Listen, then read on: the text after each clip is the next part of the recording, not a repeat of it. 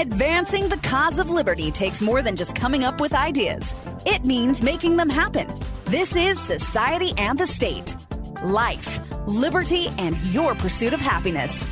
Now, your hosts, Connor Boyack and Brian Hyde.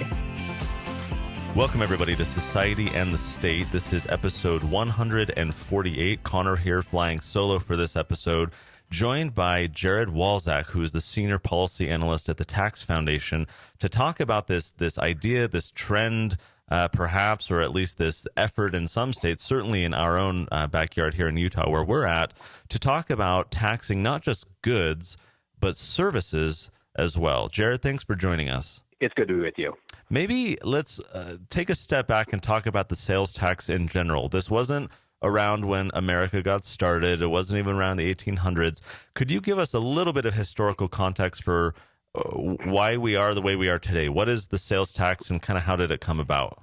The sales tax is mostly a product of the Great Depression. You go throughout history, you will find taxes on certain types of sales, more excise taxes as we think of them now.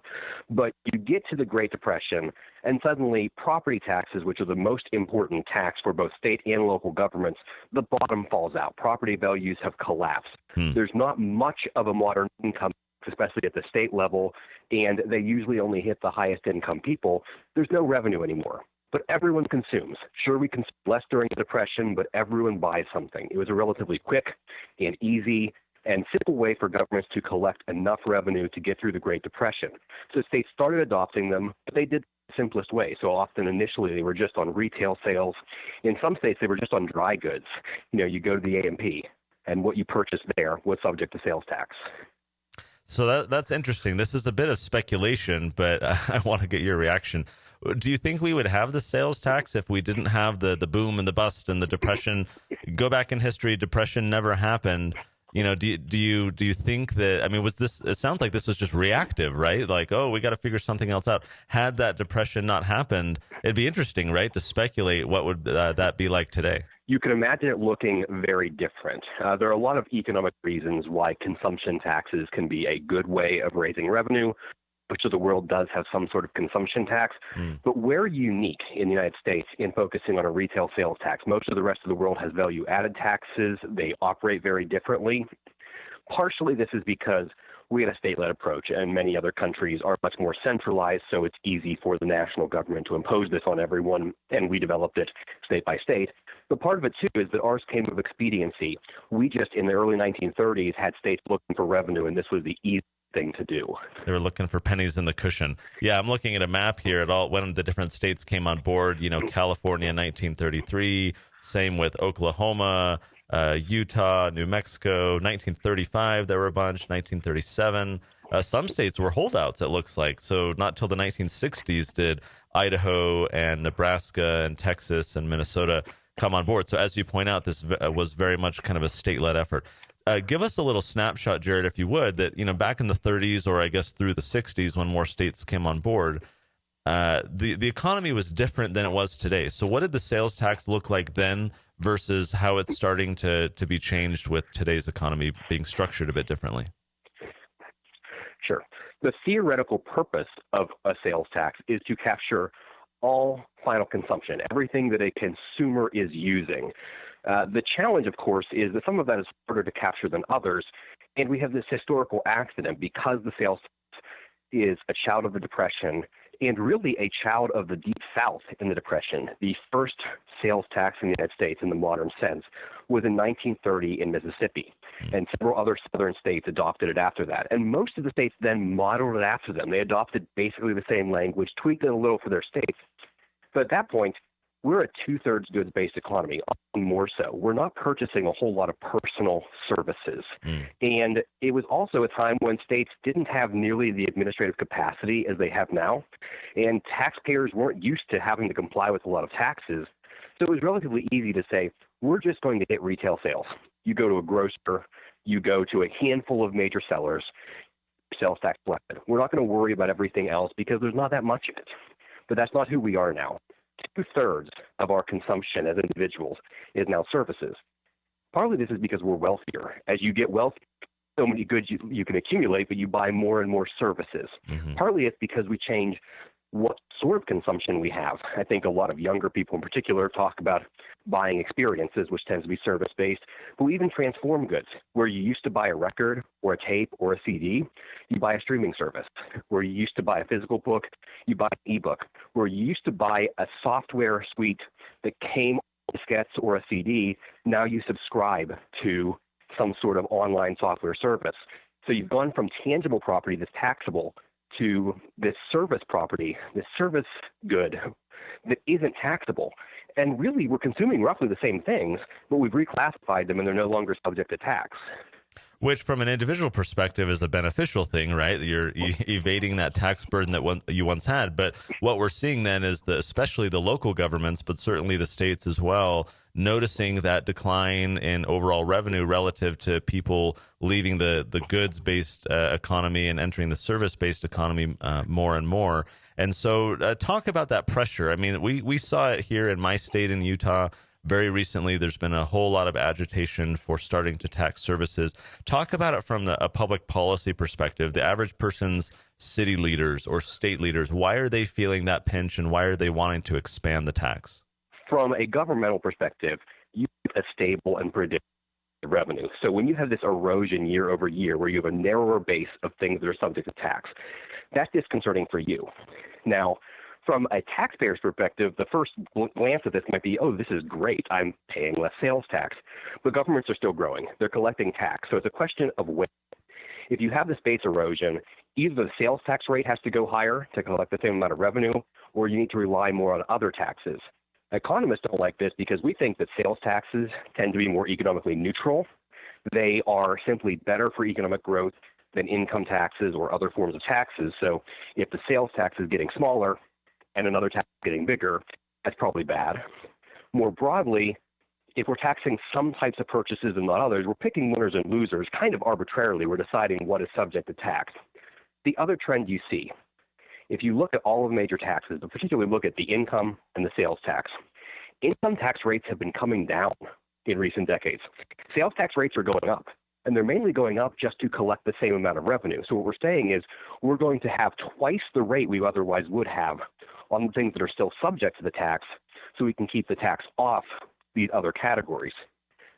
The idea of broad base and low rates makes a lot of sense. We shouldn't be distinguishing between these purchases. It's an interesting point you raised that I want to call a bit of attention to.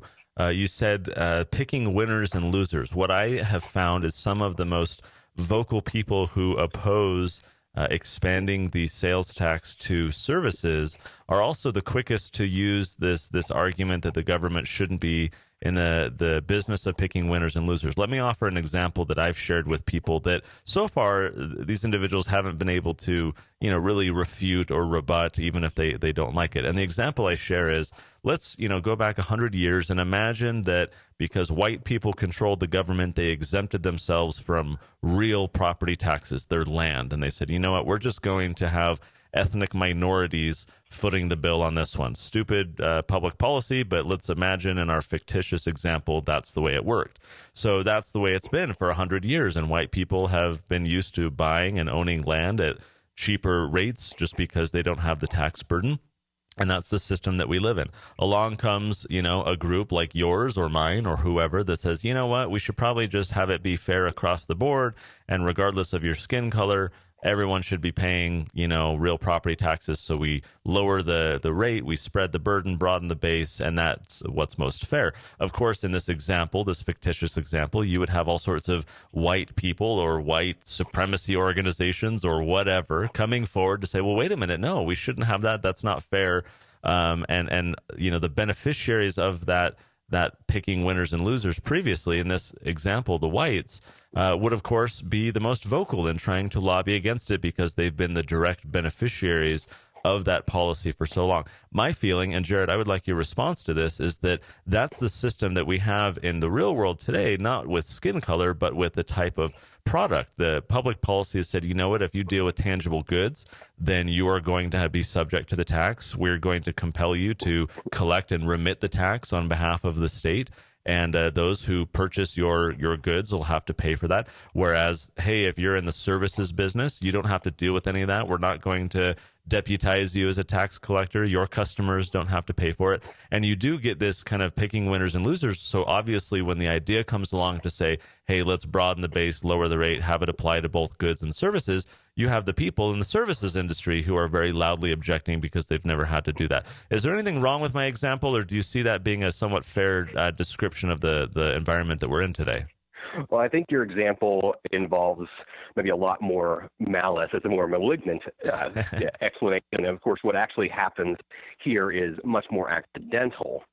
But it's certainly true that there's not an economic justification for these distinctions. If you were starting from scratch right now, I don't think anyone would come up with the system we have. But if you have been a winner for a very long time, it's absolutely in your vested interest to try to preserve that. And we see this in all aspects of policy and certainly all areas of taxation. But from the perspective of the taxpayer, this makes very little sense. We are favoring some sort of industries over others. We're favoring very similar products over others. And we go back to the example of digital goods or digital services. It's basically the same thing. You know, if I buy online music streaming versus buying a CD, it's really the same thing from my perspective. I'm listening to music, and yet the state treats them differently. And we see this in so many different categories. And over time, it does put a ton of pressure on the rates. We see those go up. It changes consumption patterns.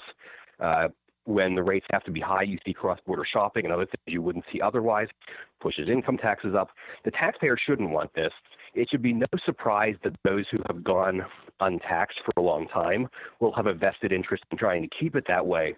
But we shouldn't see that as good policy to enable that. And I think sometimes, especially coming at this from the right, you hear like, well, we're creating a new tax. We're taxing these things that are untaxed. I don't see it that way. The sales tax is a consumption tax. It's intended to tax all final consumption. Anything that an end user, a consumer, actually purchases and uses should be taxed. And we have exemptions.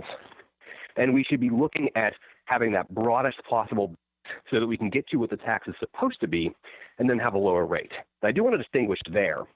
Final consumption is really important. If you tax intermediate transactions, if you want to call them that, you're going to have pyramiding. It's not a question of should we tax business versus tax individuals. We're taxing consumption, and ultimately we consume everything. The question is, should the same good or service be taxed multiple times as it's produced? If I buy a good, you tax the raw materials, and then you tax the packaging, and then you tax the shipping, and then you tax it when I buy it at the register. That good has multiple layers of tax in it, and that's not good. It should be taxed one time. And the same applies to services. So we need to be careful when we're talking about services, what we mean by that. But if a service is actually being consumed by an end user, it should be treated the exact same way as when a tangible good is consumed by an end user. Jared, one of your colleagues wrote an article about a year and a half ago called Sales Tax Base Broadening, Right-Sizing a State Sales Tax. For our listeners, this is actually a very interesting article. I'm going to link to it on the show notes page, citingthestate.com/148. And in it, there's all sorts of different factoids and figures and so forth. But there's this statement that, states have experimented with broadening their sales taxes, but most efforts have been piecemeal. And I'm going to also link to another article I found, which has a map and has these color-coded dots showing which states are taxing which services. And there's this idea, I think, that it's not happening. But as your colleague points out, it has happened piecemeal. And there are a number of states that are taxing different types of services. Some are, for example, services to real property, like improvements to buildings and to land, like landscaping, lawn service. There are some that tax services to, let's say, tangible personal property, like carpentry services or car repair. Business services, also some states are currently taxing that, like telephone answering services or a credit reporting agency. So kind of interesting to look state by state and see who's doing what. So Jared, my question for you is, as the Tax Foundation, as you guys are advocating for broadening the base and lowering the rate, do you foresee opportunities to kind of have this? You pointed out a moment ago, Jared, that if anyone could have the opportunity to set up the tax system right now, no one would envision the status quo as kind of what they would do. So imagine, you guys are trying to advocate in different states, including Utah, like, hey, we just need to broadly broaden the base and lower the rate rather than this piecemeal approach. Is that really a feasible thing, given, as you point out, the vested interests and the lobbying that's going to push back? Or are we more likely to see this kind of piecemeal approach where states are adding one business sector or one category at a time? Do you really see us getting to a point where we have more fairness and equity across the board rather than this piecemeal approach? I think we're going to get there. It takes time, and I don't just mean that we'll do it piecemeal, but also you need the dam to break. You need a couple of states to take a bolder approach, and then I think you will see a lot of states follow them. Because we've seen this in other taxes, where it takes a long time for something to get acceptance, but once it does, states tend to copy. The sales tax itself is an example of this. You go much of American history, and you don't have these, or at least not for long periods of time, and once they get established, they catch on.